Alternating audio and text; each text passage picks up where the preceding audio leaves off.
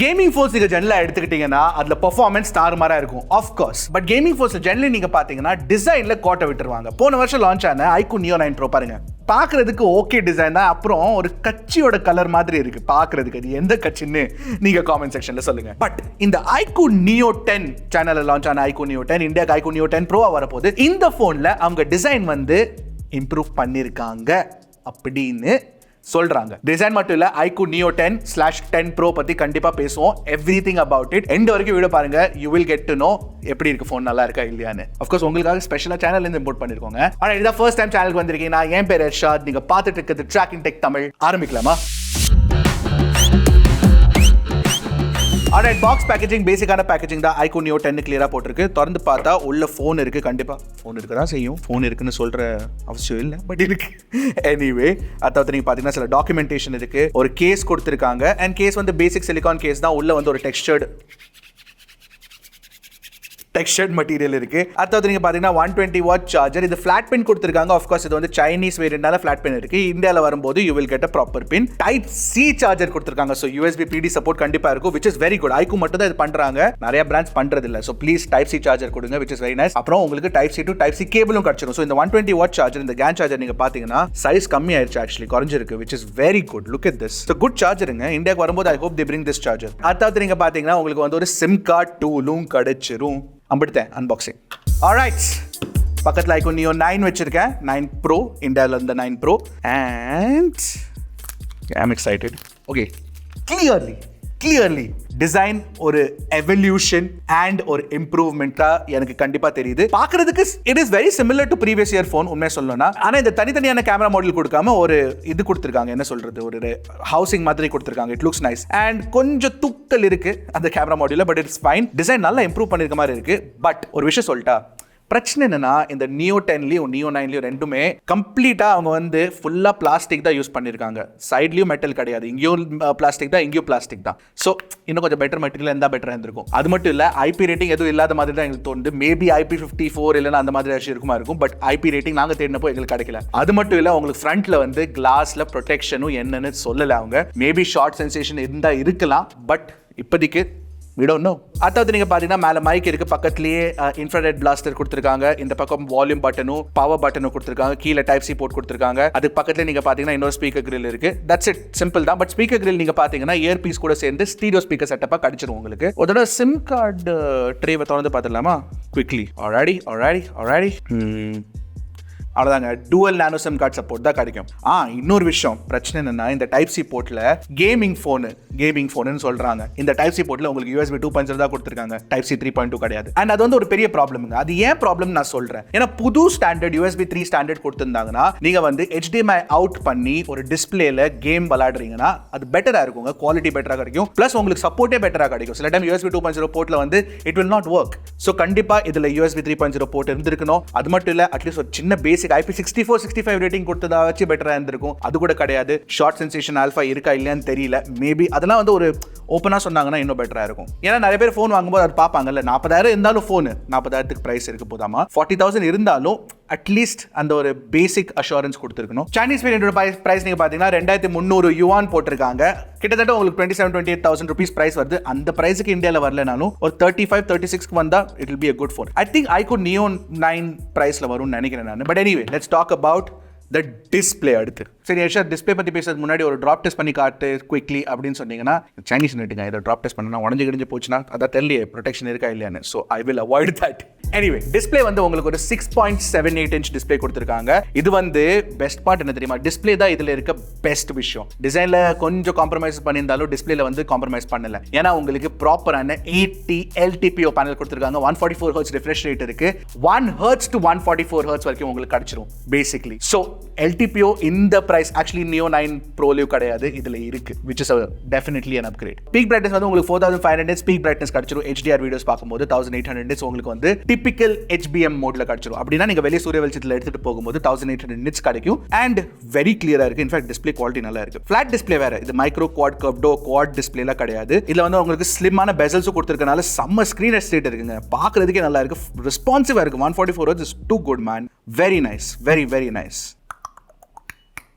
இன்னொரு விஷயம் சொல்லி ஆகணும், இன்ட்ரெஸ்டிங்கான விஷயங்க. PWM dimming இதுல of course நல்ல ரேட்டிங் கொடுத்திருக்காங்க. லோவர் பிரைட்னஸ் லெவல்ஸ்ல I think around 100 Hz 70 Hz கீழ உங்களுக்கு 4320 Hz PWM dimming இருக்கு. ஆனா பீக் பிரைட்னஸ்லயும் உங்களுக்கு ப்ராப்பரான 2500 Hz PWM dimming கொடுத்திருக்காங்க. ஆமா, PWMலயும் இவ்ளோ இருக்கா அப்படின்னு கேட்டீங்கன்னா இருக்குங்க. டெக்னிக்கலி நீங்க பாத்தீங்கன்னா ஜென்ரலி ஒரு நல்ல PWM ரேட்டிங் வந்து லோ பிரைட்னஸ்ல தான் உங்களுக்கு கிடைக்கும், ஹை பிரைட்னஸ்ல கிடைக்காது. iQOOல ஹை பிரைட்னஸ்லயும் கொடுத்திருக்காங்க. அப்படின்னா ஹை பிரைட்னஸ்லயும் உங்களுக்கு சுத்தமா ஃபிளிக்கர் வராதுங்க, which is crazy.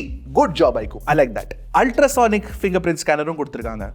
Super. So display விஷயத்துல நீங்க பாத்தீங்கன்னா எந்த குறையும் வைக்கல. ஆஃப் கோர்ஸ் இது சைனீஸ் யூனிட்னால இதுல வந்து யூடியூப்ல HDR பிளேபேக் இருந்தது, நாங்க செக் பண்ணும்போது நெட்ஃபிளிக்ஸ்ல கிடையாது. பட் ஆஃப் கோர்ஸ் இந்தியால வரும்போது நெட்ஃபிளிக்ஸ்ல HDR சர்டிஃபிகேஷன் கொண்டு வந்தாலும் கொண்டு வரலாம். அண்ட் ஓவராலா நீங்க பாத்தீங்கன்னா டிஸ்ப்ளே பாக்குறதுக்கு நல்லா இருக்கு, கலர்ஸ் நல்லா இருக்கு, everything is good. In fact haptic ஃபீட்பேக்கும் பரவாயில்ல, நல்லா தான் இருக்கு. ஸ்டீரியோ ஸ்பீக்கர்ஸும் கொடுத்திருக்கனால நான் கேட்டு பார்க்கும்போது audio quality is also very very good. நீங்களே கேட்டு பாருங்க, பிடிச்சிருக்கா பிடிக்கலன்னு காமெண்ட் செக்ஷன்ல சொல்லுங்க.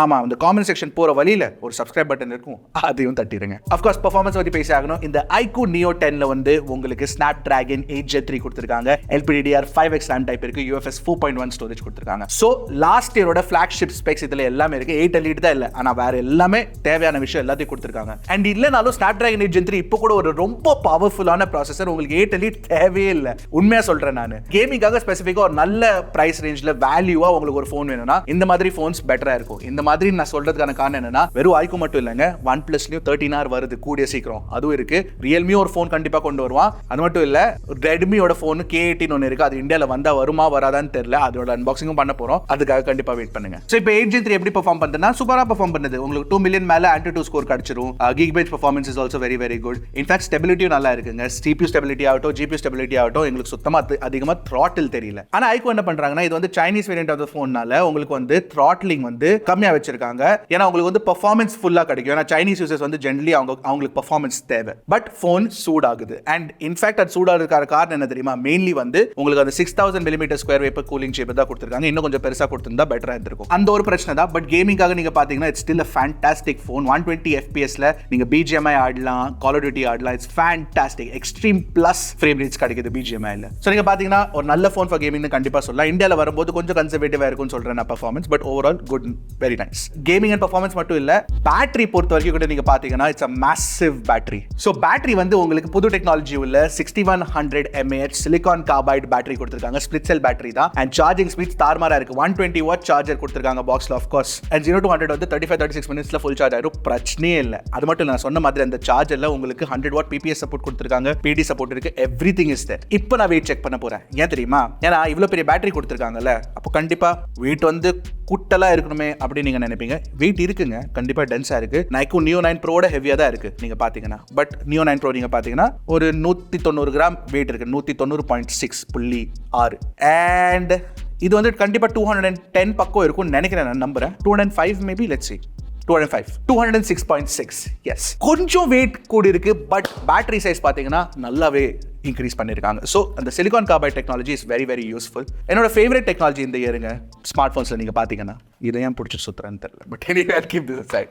நெட்வொர்க் கேப்பபிலிட்டிஸ் பொறுத்த வரைக்கும் 10 5G பேண்ட் சப்போர்ட் கொடுத்திருக்காங்க, Wi-Fi 7 சப்போர்ட் இருக்கு, Bluetooth 5.4 சப்போர்ட் இருக்கு, NFC இருக்கு. ஸோ நோ ப்ராப்ளம்ஸ் தேர். என்ன 5G பேண்ட் சப்போர்ட் சில ஃபிளாக்ஷிப் ஃபோன்ஸ்ல உங்களுக்கு இன்னும் அதிகமாக கிடைக்கும். 10 ஸ்டில் குட். ஓகே, சாஃப்ட்வேர் பத்தி சொல்லணும்னா Origin OS இது சைனீஸ் வேரியன்ட்னால Origin OS கிடைக்கும் உங்களுக்கு. ஃபன் டச் கிடையாது. பட் Origin OS நீங்க பாத்தீங்கன்னா ஆக்சுவலி இந்தியால வேணுங்க, பிகாஸ் இட் லுக்ஸ் குட், மாடர்னா இருக்கு டிசைனரோடது. ஆல்ரைட், ஃபைனலி கேமராஸை பத்தி பேசலாமா? உங்களுக்கு வந்து ஒரு Sony IMX 921 50 மெகாபிக்சல் சென்சர் கொடுத்திருக்காங்க, பிரைமரி கேமரா. OIS கொடுத்திருக்காங்க, it's a very good sensor. அதாவது நீங்க பாத்தீங்கன்னா 8MP ultra wide angle camera கொடுத்திருக்காங்க, டுவல் கேமரா செட்டப் தான் கிடைக்கும் உங்களுக்கு. அண்ட் 16MP செல்ஃபி கேமரா கொடுத்திருக்காங்க. ரூமர்ஸ் என்ன சொல்லுதுன்னா OnePlus 13R உங்களுக்கு வந்து 2x டெலிஃபோட்டோ கிடைக்க போதாமா. ஸோ அங்க OnePlusக்கு ஒரு சின்ன அட்வான்டேஜ் கிடைக்க போகுது. பட் இதுதான் செட்டப். ஸோ நாங்க வந்து போட்டோஸ் எடுத்து பார்த்தபோது இட் இஸ் வெரி நைஸ். iQOOட டியூனிங், ப்ராசஸிங், கேமரா அல்கோரிதம் எல்லாம் நல்லா இருக்கு. எஸ்பெஷலி நீங்க பாத்தீங்கன்னா HDR ஷாட் வந்து சூப்பரா இருக்கு பாக்குறதுக்கு. ஸ்கின் டோன்ஸ் கூட ஓரளவு பரவாயில்ல. It's a good camera phone. In fact selfish கூட நாங்க எடுத்து பார்த்தோம், பாக்குறதுக்கு நல்லா இருக்குங்க. என்ன அல்ட்ரா வைட்ல இன்னும் கொஞ்சம் பெட்டரான அல்ட்ரா வைட் கொடுத்திருந்தா இன்னும் நல்லா இருந்திருக்கும். அட்லீஸ்ட் ஒரு 50 MP இல்லைனாலும் அட்லீஸ்ட் ஒரு 16 MP ultra wide 13 MP ultra wide கொடுத்தா பெட்டராக இருந்திருக்கும். ஆமா, இந்த 13 MP அல்ட்ரா வைட்ல காணாம போயிருச்சுல, எங்கேயுமே இல்லை.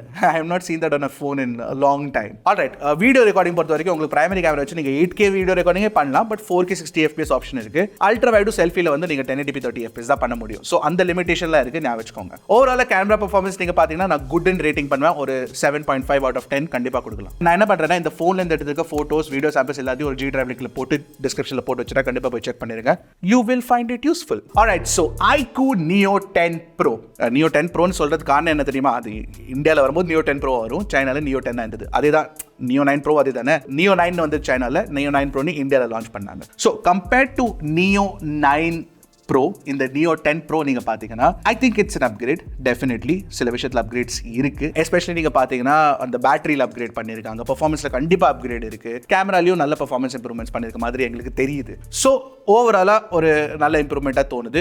இது வந்து இந்தியாவுக்கு வரதுக்கு கொஞ்சம் நேரம் ஆக சான்சஸ் இருக்கு. Maybe next year February March கிட்ட வர சான்ஸ் இருக்கு. அண்ட் அந்த சமயத்தில் வரும்போது ஐ திங்க் ஒரு 37,000 கூட வந்தா I think this will be a good phone, and Snapdragon 8 Gen 3 for that price will be very very nice. ஒரு விஷயம் சொல்ல வந்துட்டேன், அல்ட்ராசானிக் சென்சரும் ஒரு அப்கிரேட் தான். அல்ட்ராசானிக் சென்சரோட வர மோஸ்ட் அஃபோர்டபுள் ஃபோன் இதாக தான் இருக்க போகுதுங்க. ஆல்ரைட், உங்களுக்கு இந்த வீடியோ பிடிச்சிருக்கா பிடிக்கலான்னு கண்டிப்பாக காமெண்ட் செக்ஷனில் சொல்லுங்க. எங்களுக்கு ஆதரவு கொடுங்க, சப்ஸ்கிரைப் பண்ணுங்க. அடுத்த வீடியோ சந்திக்கிறேன். அது வரைக்கும் டக்குன்னு டெக்கு போடுங்க, கிளிக்கு Trakin Tech தமிழ்.